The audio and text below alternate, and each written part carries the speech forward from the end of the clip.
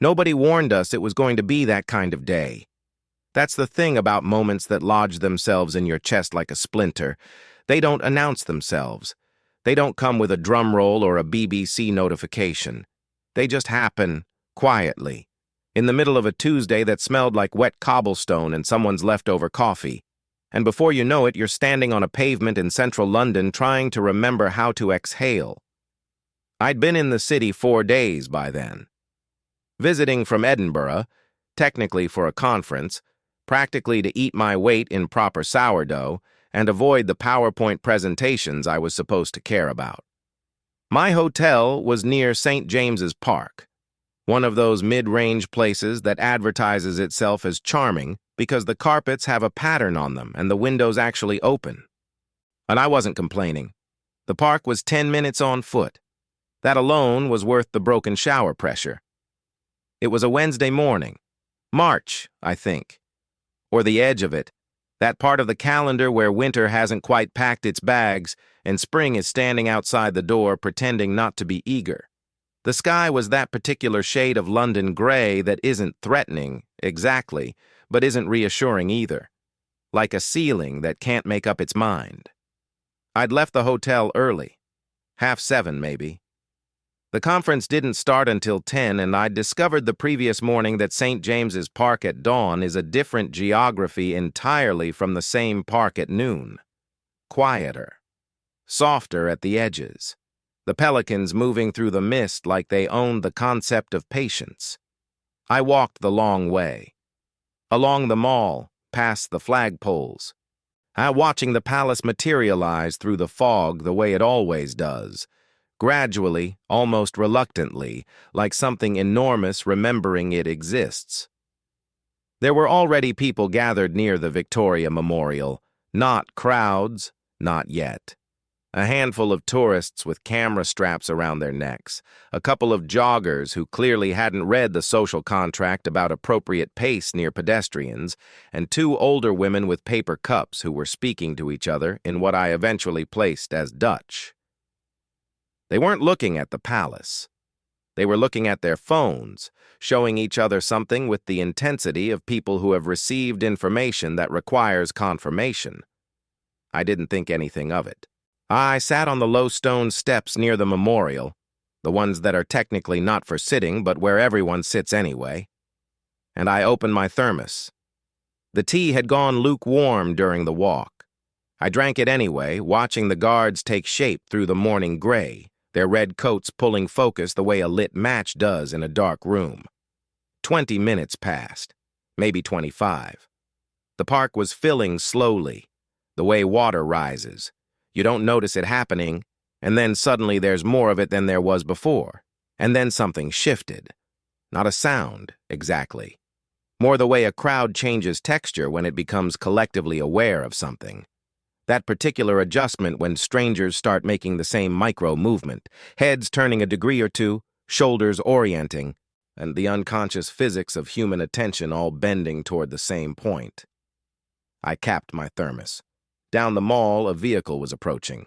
Black, official, unhurried.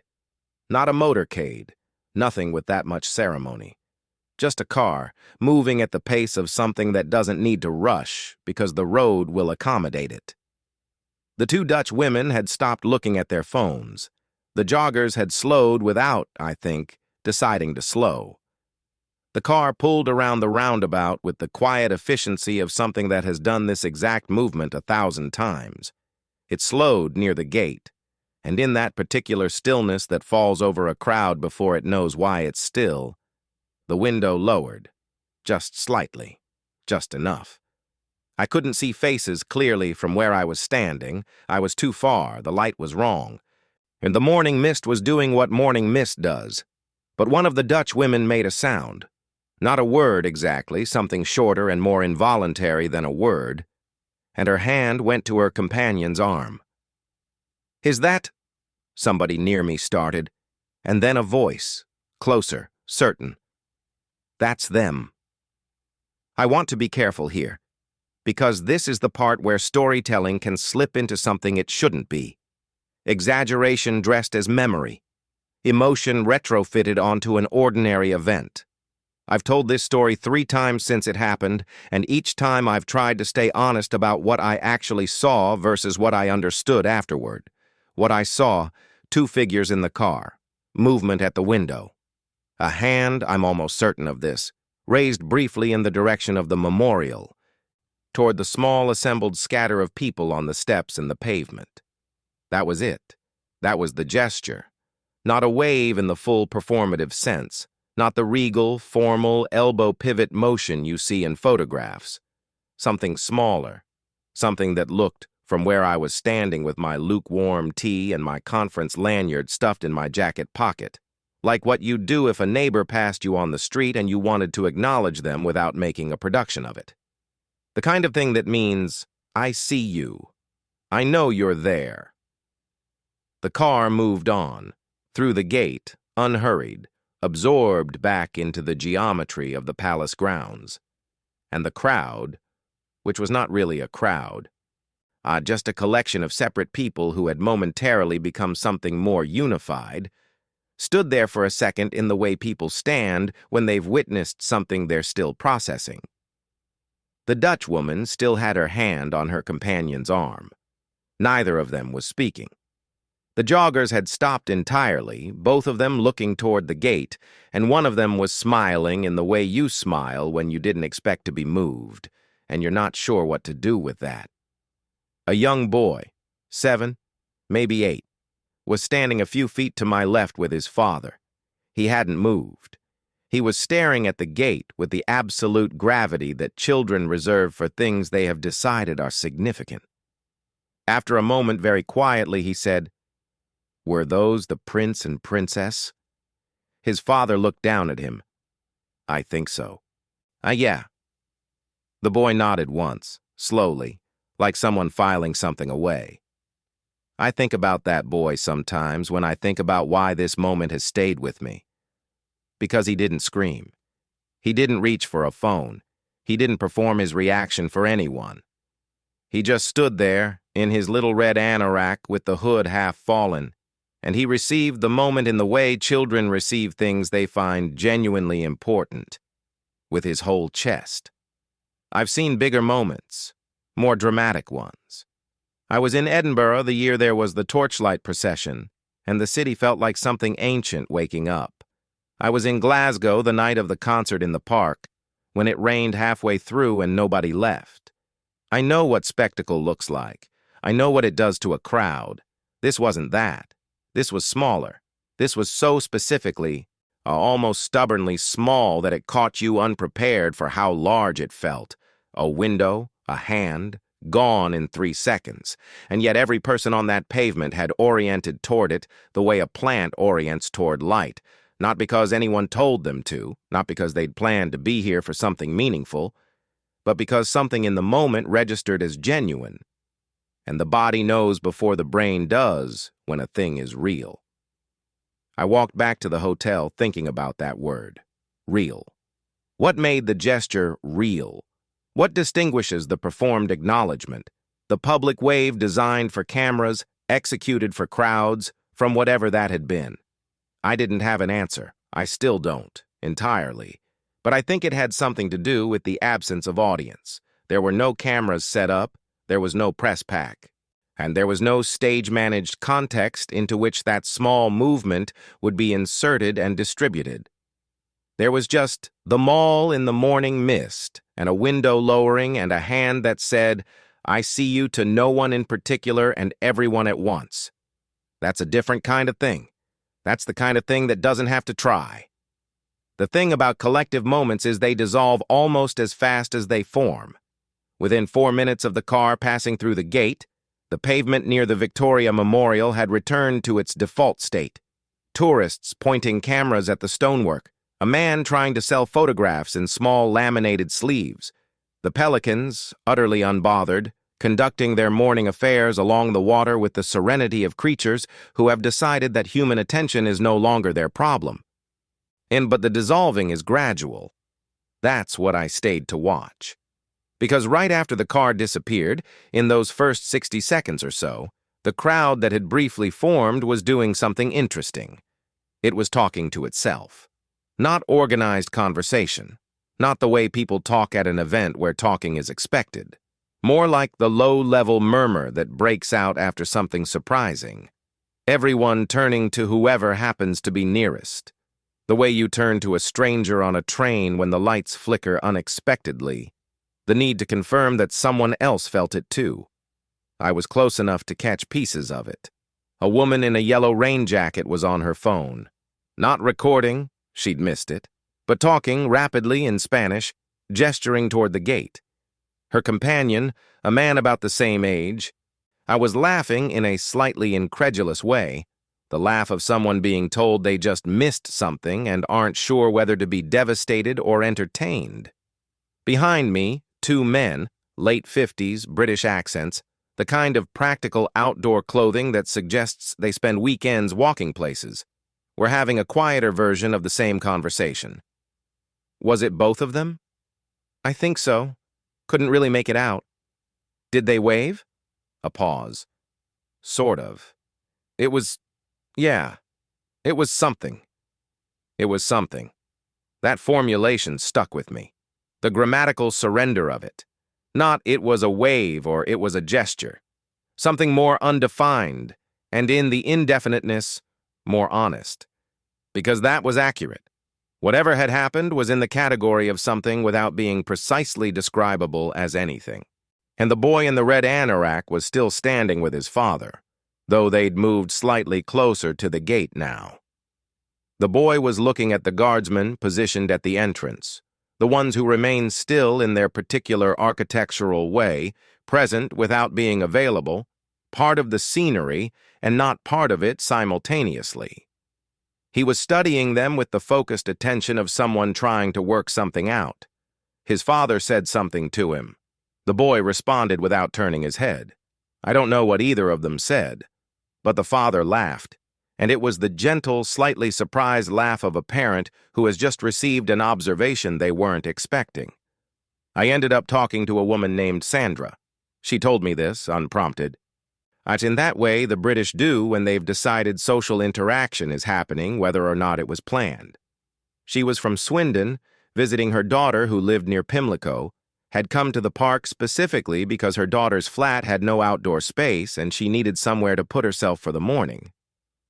I wasn't even looking, she said, which I found perfect.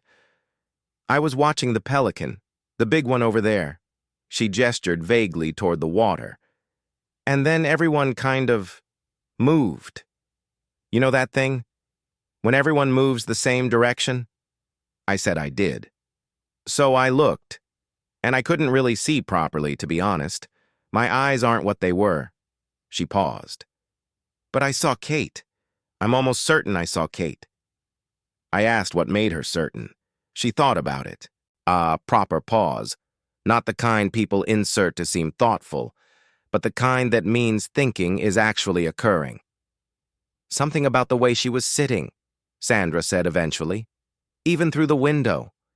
There was just something very composed, but not stiff.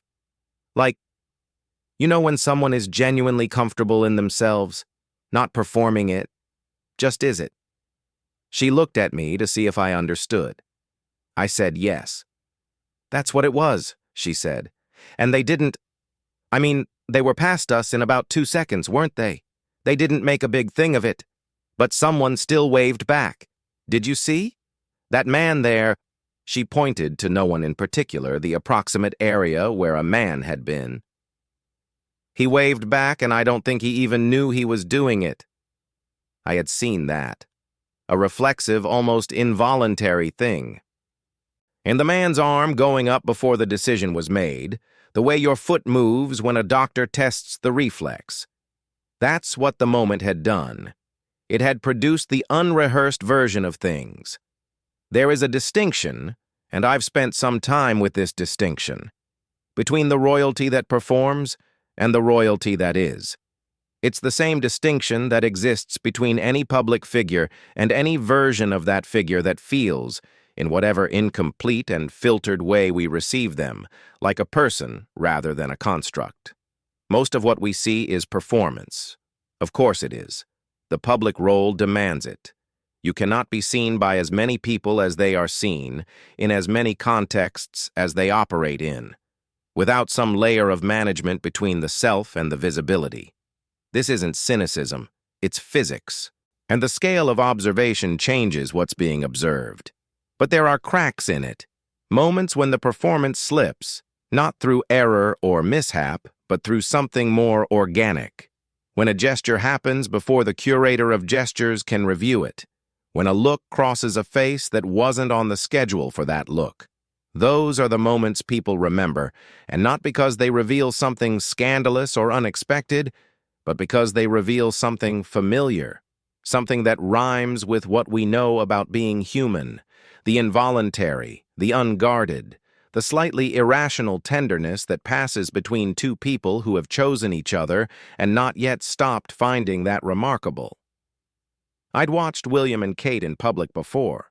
We all have, through screens, the formal occasions, the tours, the carefully organized community visits where everyone's coat is appropriate for the season, and the children are very charming, and the whole thing is lovely and slightly glassy and processed through the particular amber of institutional presentation. And then sometimes in the cracks, something else. A conversation that goes on 2 beats too long for a choreographed event. A look traded in the half-second between one obligation and the next. A specific private amusement shared in the middle of a crowd that has nothing to do with the crowd. Those are the moments that circulate long after the formal photographs. Not because people are looking for them, necessarily, but because when they appear they carry a different frequency.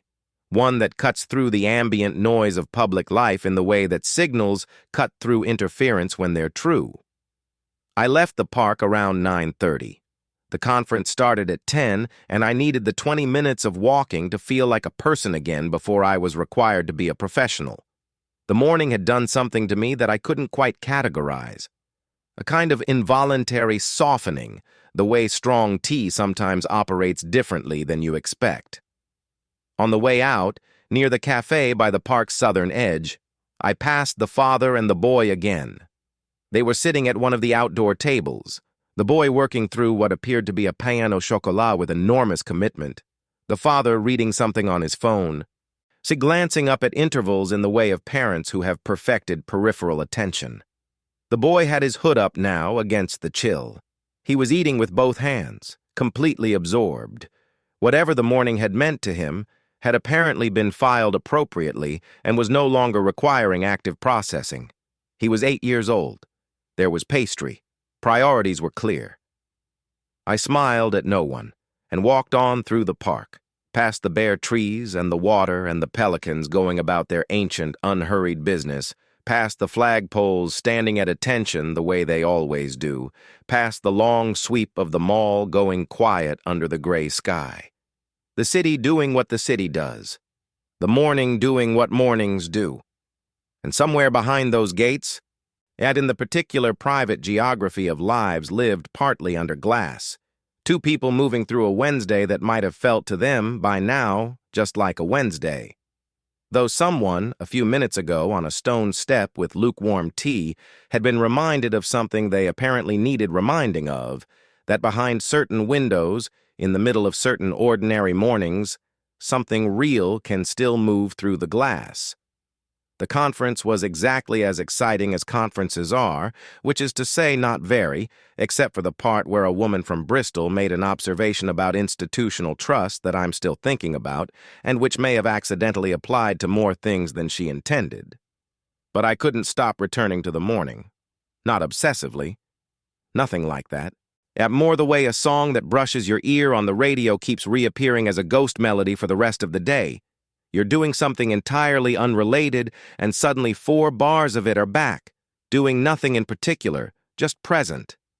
I caught myself thinking about it during the lunch break, standing in the little courtyard with the 3rd cup of coffee that my nervous system was already writing formal objections to. I was thinking about the word Sandra had used, composed, and how she'd been careful to distinguish it from stiff, how she'd landed on that specific note. The difference between composure as armor and composure as something you don't have to put on. That distinction matters. I've known people on both sides of it. And there's a kind of stillness that's a performance of stillness. People who've learned to read a room and manufacture the response that the room wants from them, who've made a science of legibility, who know exactly which angle of their face to present. It's a skill. I won't diminish it. The world runs partly on it. And then there's the other kind, which is rarer and harder to explain, where the stillness isn't constructed for the moment, but is instead just what's underneath, some bedrock quality that circumstances haven't managed to erode. You can't coach it. You can't workshop it into existence. Either it's there or it isn't, and when it is, people feel it before they understand it. Their bodies register it as trustworthy the way an animal registers safe ground.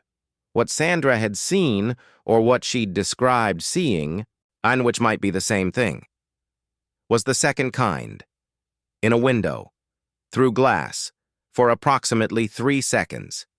And then the thing that followed from that, which I kept returning to. How much of this is projection? This is the responsible question, the honest question. Because we are, and I include myself, susceptible to a particular kind of narrative hunger where we receive an incomplete image and we populate it with the story we need. We have been filling in the margins of public figures since public figures existed. We are not neutral. We carry our longing for something genuine into every encounter with visibility, and visibility is practiced at absorbing projection and reflecting it back at flattering angles. I sat with this question through the afternoon keynote, through the round table that went 12 minutes over time, through the very pleasant Q&A that followed, which I participated in with some fraction of my attention, while the rest of it was still on that pavement. Here is what I came back to, and what I think I actually believe, rather than what I want to believe. The gesture had cost nothing. That's the test I kept applying. Not whether it was real. I can't know that with any certainty from 40 meters away in the morning fog. But whether it was calculated, whether there was a strategic arithmetic that produced it. And I couldn't find one. There was no press there. No cameras positioned for that approach, no telephoto lenses catching the exact angle of beneficence. The people on the steps were not a delegation, not a coordinated group the palace would have known about in advance. They were just whoever happened to be there. Tourists, joggers, or a woman thinking about a pelican, a man selling laminated photographs, a boy in a red anorak. The randomness of the audience was the thing. If you're performing, you perform for a performance. You don't lower your window for the accident of whoever is standing near the Victoria Memorial at 7:30 on a gray March morning. Unless what you're doing isn't performing. Unless what you're doing is just noticing. The oldest form of acknowledgement. I see you. You're here. So am I. My colleague Patrick found me in the hotel bar that evening. He'd arrived mid-afternoon, overland from Cambridge, and had the slightly disheveled quality of a man who'd eaten something inadequate at a service station and was processing this. I told him about the morning. He listened in the way Patrick listens, which is with his arms crossed and his head slightly tilted, like someone receiving a radio signal they're trying to identify. Occasionally, he makes a small sound that might be agreement or might be reservation. You can't always tell. When I finished, he said, "Why did it matter to you?" Not challenging, actually asking. I had to think about it properly, which was the intention because Patrick doesn't ask questions he already knows the answer to. "I think," I said, and then stopped, and then started again. I think it's because most of the time, the relationship between people in that position and everyone else is fundamentally a relationship of image management, right? They're not accessible. Can't be. The distance is structural. You receive a curated version and that's the deal. Patrick made the small sound. But then there's a moment where the curation isn't operating. Or it is, and it's so practiced it's become genuine, which might be the same thing by now. And you get through. Not fully, I'm not saying I know them or understand them or anything like that, but something comes through the glass that feels like the actual frequency of a person rather than the broadcast version. Long pause. And that matters, I said, because I think people are starving for it. For any evidence that inside the managed image there's a person who is also, Managing? Patrick said. Managing, I agreed. And tired sometimes, and still choosing to lower the window. Patrick uncrossed his arms. He looked at his drink. That's quite a lot, he said, to get from a gesture you aren't even sure you saw clearly. Yes, I said. You might be right. Though. Later, I looked it up. Not the specific morning. There was nothing to find, no photographs, no coverage, which in a way confirmed what I'd intuited about the absence of cameras. But I went looking, more broadly, at the record of small moments that had circulated outside official channels. Things caught by accident, rather than arranged. There are so many of them, is the thing. Not the formal photographs from state events, not the official portraits. The other archive, the accumulation of caught instants, William laughing at something off-camera with the specific undignified honesty of real laughter, the face doing what faces do when they're not being watched. Kate, and I think this is what Sandra had seen, or the version of it she was articulating, in some middle moment between one public obligation and the next, looking simultaneously like someone who understands exactly where she is and what it costs and has made her peace with both. That combination, the awareness and the peace with the awareness. That's what reads as real, and reading as real is its own form of presence. I'm not starry-eyed about this. I'm aware of the machinery. I'm aware that even the unmanaged moments are downstream of choices. Choices about what to wear, where to go, how to carry oneself, what version of interiority to allow visibility. Nothing about a life lived at that level of scrutiny is accidental. Even the gaps in the management are on some level managed. But there's a spectrum, and at one end of it is pure construction, and at the other is something that started as construction and has been inhabited so long, with enough real experience inside it, that it has become, if not fully authentic, then something adjacent to authentic. Something that functions the way authenticity functions. Something that produces the same response in strangers. Whatever that is, it has its own weight. And some of it, on a gray March morning, had come through a window. I called my mother that night. She's from Aberdeen originally, has lived in Edinburgh as long as I've been alive, has opinions about everything in the specific way of Scottish women of a certain generation, warm but unsparing, affectionate and dry in alternating measure.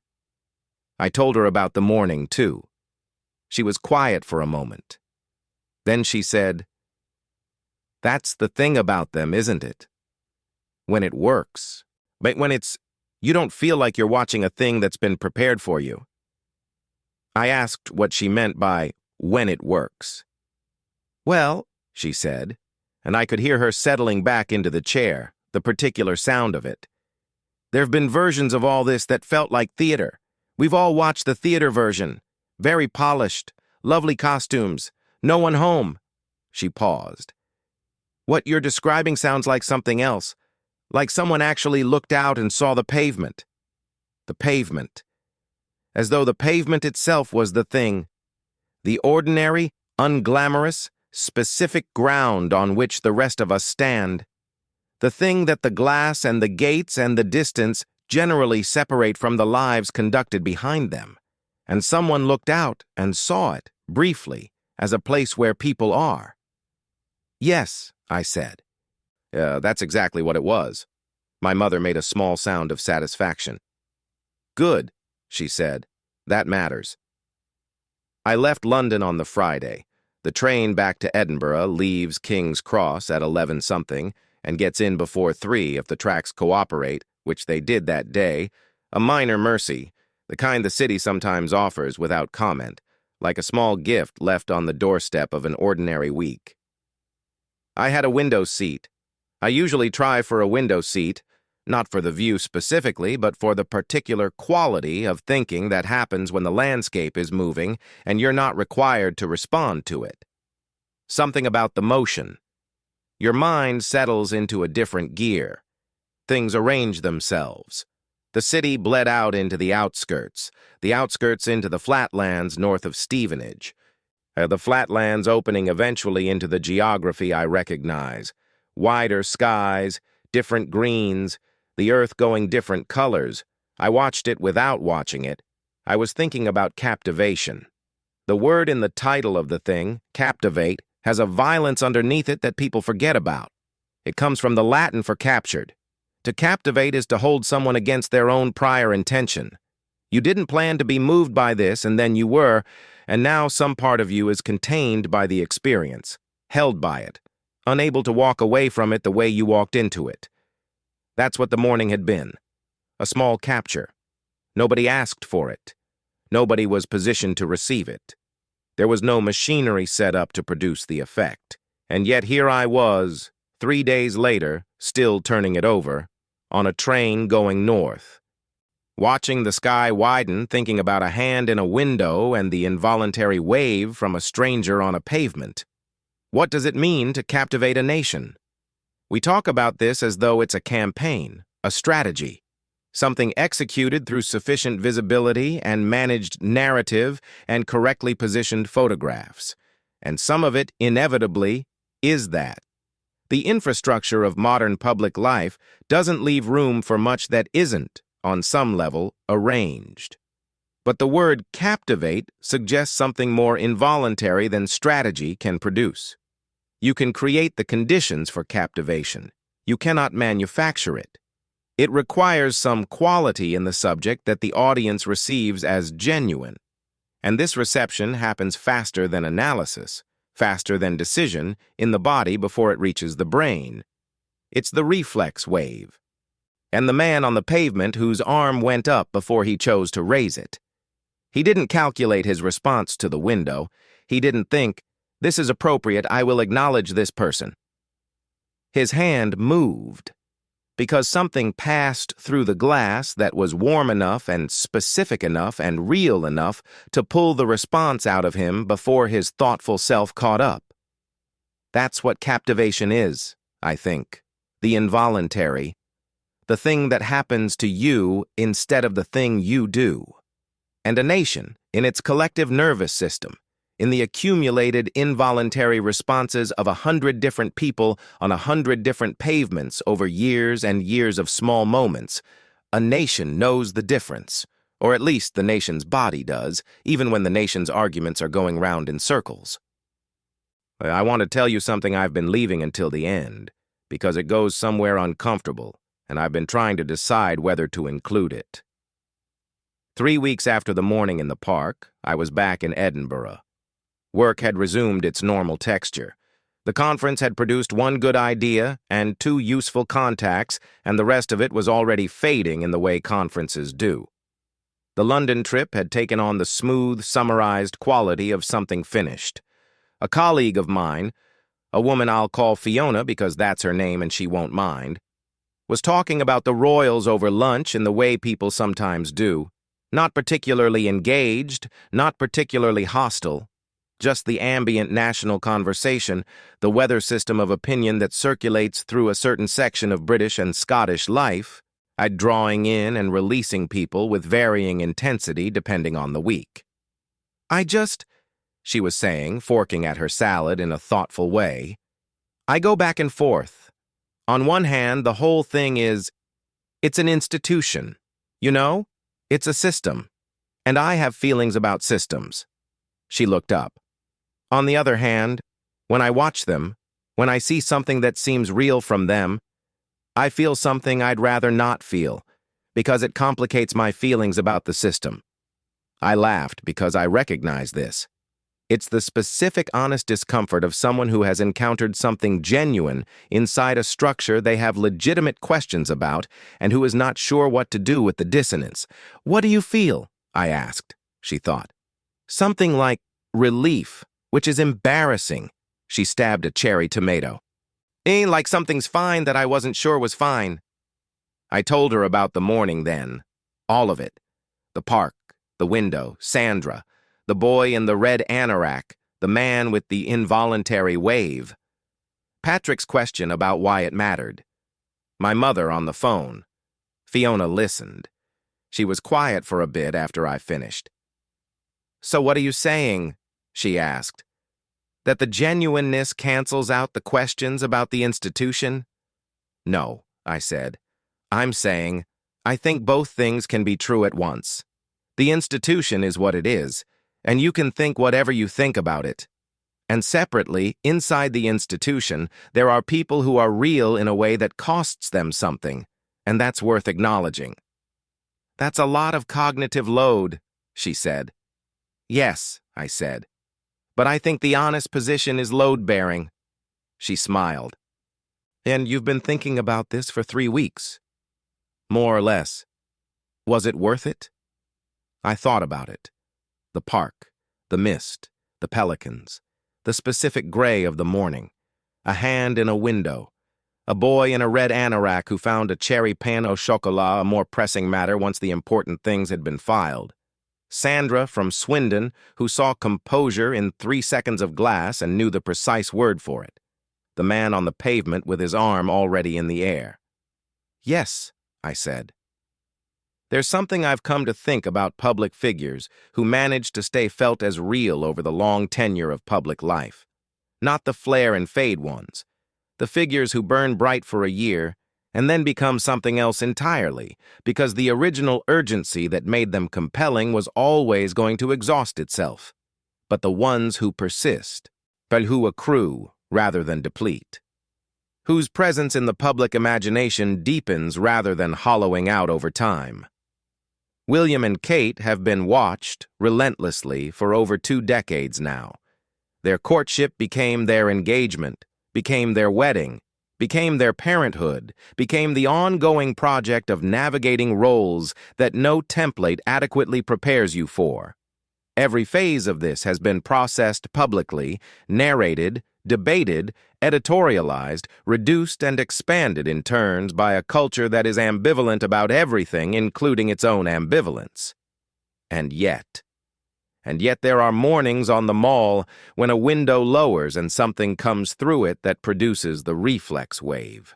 Still, after all of it, the unguarded arm going up before the thought forms. The woman from Swindon reaching for the right word and landing on composed and meaning something warmer than composed, something for which composed is just the nearest available container. This is what it means to captivate a nation. Not with spectacle. Spectacle is available on demand, it costs nothing, it asks nothing back. Not with the formal performances, though those matter. With the accumulated small evidence over years that behind the glass there are people who are trying, who notice the pavement, who still, against all reasonable expectation of someone who has been watched this long and this hard, possess the capacity to lower a window and acknowledge that other people are there. That is a persistent, unreasonable, slightly irrational act of generosity toward the concept of other people. And a nation, not unanimously, but not without complication, recognizes it. The way you recognize something genuine when it passes in front of you in the fog, just for a moment, and your body knows before your mind does, and your hand goes up before you've decided to raise it. And you're left standing on a pavement in the morning cold, hand in the air, slightly surprised by yourself, feeling something that doesn't have a clean name but sits in your chest for 3 weeks and finds its way into conversations and phone calls and train windows going north, and finally, here, into words. I don't know if they saw the man with the raised arm. I hope they did. Not for his sake, particularly. He'd clearly survived without the confirmation, but because there's something right about the exchange being complete, about the thing that was offered being received, and the receipt acknowledged, and the circle closing in the way that small, genuine things deserve to close. A window, a hand, a country's arm, going up before it decided to. That's the story. That's the whole of it.